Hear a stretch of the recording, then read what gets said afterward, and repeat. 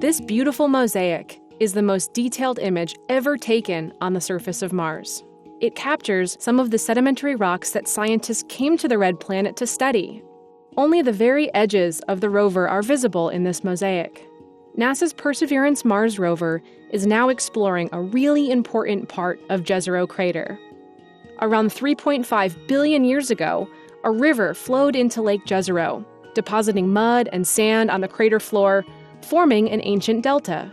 What you see are some of the hills and cliffs at the edge of that delta. Here you can see some of Perseverance's wheel tracks, showing where we came from on the crater floor, where we spent the first year of our mission.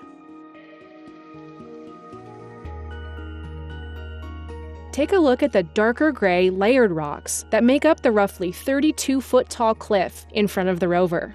You can see very clear horizontal layers in these rocks. And you'll also notice pieces of the cliff have broken off and tumbled downhill. One of the more interesting ones is the 3-foot-tall boulder called Betty's Rock, which Perseverance was able to get a closer look at.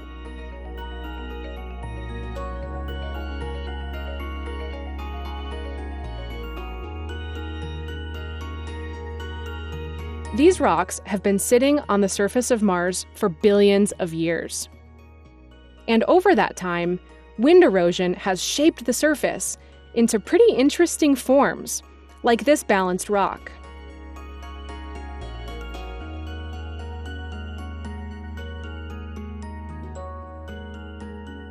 Immediately surrounding the rover is an area called Hog Wallow Flats, previously known as the Bacon Strip, based on its appearance in orbital images.